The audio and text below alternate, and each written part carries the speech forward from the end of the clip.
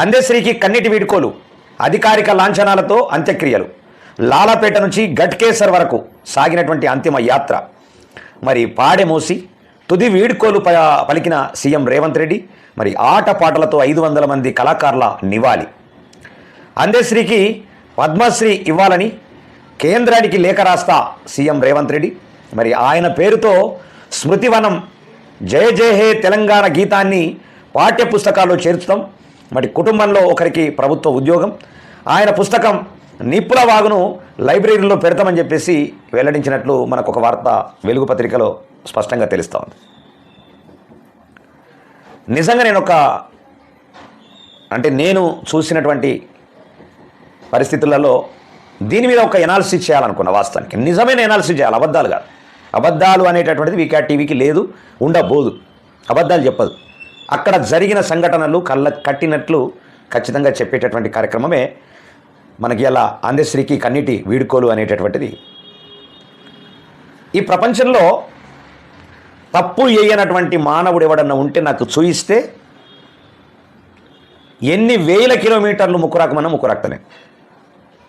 దేనికన్నా ఏ శిక్ష విధించినా ఖచ్చితంగా దానికి ఆ శిక్షకు నేను ఖచ్చితంగా అనుభవిస్తాను. ప్రపంచంలో ఏ మానవుడు గీ ఫలానోడు తప్పు చెయ్యలేదని ఆ మనిషిని తీసుకొచ్చి నా కలం కూడా పెట్టుండి. దురదృష్టకరమైనటువంటి సంఘటన ఏంటంటే అందశ్రీ గారిని చాలా చాలా దృశ్యశక్తులు ఆయన వెంటాడించుకున్నాడు. ఆయన్నే స్వయంగా వాస్తవానికి నోటిదులతోనే ఆయన వెంటాడించుకున్నాడు. అంటే ఉన్నది ఉన్నట్లు చెప్పడం అనేటటువంటిది జనరల్గా ఎవరు జీర్ణించుకోలేరు. ఇప్పుడు మన ప్రజాస్వామ్య పరిస్థితి అదే కదా. ఉన్నది ఉన్నట్లు చెప్తే జీర్ణించుకోలేరు. అబద్ధాన్ని అద్భుతంగా వల్లించాలా, వాళ్ళని సంతోషపెట్టాలా. కానీ సంతోషపెట్టడం అనేది లేదు అక్కడ. కులము ఒకవైపు, మతము ఒకవైపు, ప్రాంతము ఒకవైపు స్పష్టంగా కనిపించింది అందశ్రీ అంత్యక్రియలు. ఒకవైపు కులం వెంటాడింది, ఒకవైపు మతం వెంటాడింది, ఒకవైపు ప్రాంతం కూడా వెంటాడింది. బతుకున్నప్పుడు 100 రూపాయలు ఇచ్చినాడు గొప్పోడు.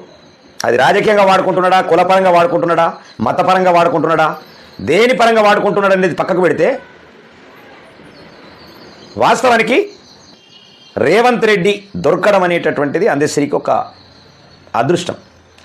ఇయల్లా ఒకవేళ రేవంత్ రెడ్డి లేకపోతే, రేవంత్ రెడ్డి తన భుజస్కంధాల మీద కనుక వేసుకోకపోతే అందశ్రీ అనేటటువంటి వ్యక్తి నిల్లు.